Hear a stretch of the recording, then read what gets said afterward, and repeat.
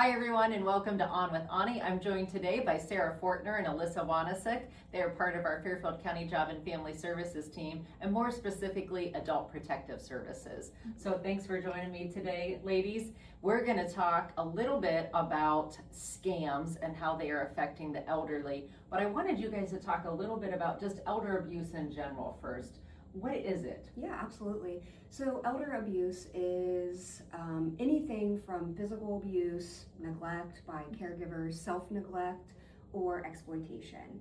And it is really, situations where, our elders or our older adults are, don't have as many supports anymore. They are, on their own quite a bit, and they're easily targeted. They don't know technology very well, so they make themselves very susceptible to scammers or those individuals who would want to take advantage of them.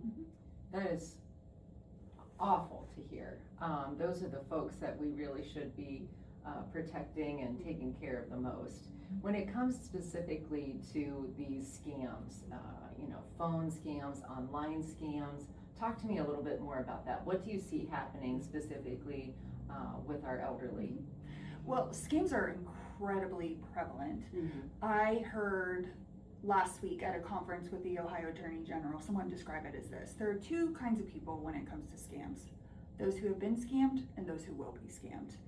That's how creative these scams are. That's how advanced these scams are. And for our older adult populations, they are easy targets because they are just in a position in life. Some of it has to do with the fact that they are, have income and they've established themselves. They have pensions and they take people at face value too. They're right? very trusting. They're incredibly trusting. They, are in that position where they don't understand technology quite the same way. And so they are targeted. They get worried about their money. And so sometimes these scammers will say, if you don't pay me this, you'll lose all your money. So they prey on that fear. Yes. The romance scams are really intense for the older adult population because we're talking about those individuals who are widowed and looking for companionship. And sometimes they may even kind of recognize this doesn't seem super valid, but they really rather to have the companionship and will pay all the money for it. They're just preying on all of the particular aspects here that make them vulnerable. They really are. And technology has become so advanced.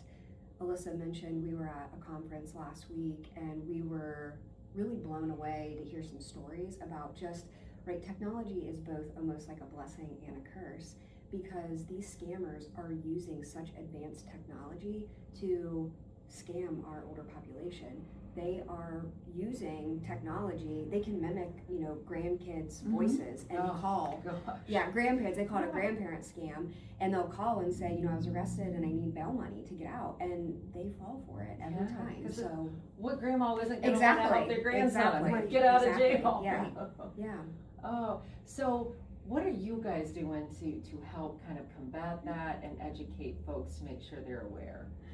Well, last year we did kick off our scam response program. We partnered with Fairfield Federal Bank and then Benton County National Bank here locally in Fairfield County to offer a rapid response to those banks when an individual coming in is being scammed.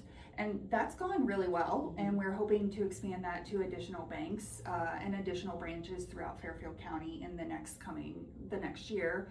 And so if any bank is interested in being a part of our scam response, we want to offer that opportunity to any bank that is here in Fairfield County. And so I know a little bit about that, Elyssa, and if I'm understanding it correctly, that's when you guys have a caseworker that's working directly with the bank that could be there while that person is maybe trying to withdraw money, while they're in the midst of a scam, and be that kind of separate third party, because they tell them the bank's bad, right? Yes. That the bank isn't going to want you to take your money. Do. Yes, absolutely. We have a direct line to our APS team, and so then our APS caseworker will respond immediately, get to the bank, offer the same education that the bank is doing, but from a neutral party, from someone that is not managing their funds or managing their finances. And it's gone over really, really well. And it's also helped those individuals build some trust back in their banks again, and have good recognition for what scammers might be doing. We've actually seen this work multiple times now. We've intervened in multiple scams in the moment, in real time, and it's working. It really is. And it's actually been really incredible to see then the relationships that these clients build with our caseworkers, to go so far as to say, like, you saved me. Yes. Like, I was so afraid and you saved me. So it's been an incredible addition to this community, and I know that our banks really appreciate it as well. It's a tremendous fear that they have, as well as there's an embarrassment aspect, isn't there? Significantly. If you know they've gotten too far and they're starting to pick up on some red flags themselves. It's embarrassment, it's shame, it's fear, it's all of those things combined, and that is really what is preventing them from seeking help or support. And so with the scam response, what we're seeing is, number one, our banks are incredible. They are witnessing and kind of identifying this in the moment, and they say to themselves, like, something's off here, something is not right, and then they call us. That's great. That's great. So if folks are watching, if you have a parent or another family member that you feel is being scammed or targeted, they could reach out to you all for a little support, because maybe again you're that neutral party to help explain something or make them understand this isn't good. Yeah, absolutely. So what number would they call if they're needing to get some help? So they would just call 740-652-7887, and they would be connected to one of our screeners who would get the information from them and then be able to process that through to our APS division and figure out if that's something that we can intervene in. While, we may not be able to open every single case, even if you have concerns or suspicion, we can still provide resources in real time. If it is something that meets our criteria, though, we can intervene and provide support directly to that elder. That's wonderful. Or even link them up with other resources here in the community too.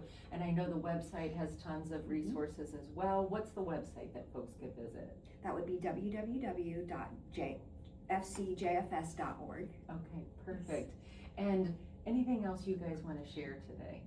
I think the biggest takeaway is, if you suspect something, just call us. You do not have to have all the facts, all the details, and you also don't have to have, concrete evidence that something is happening.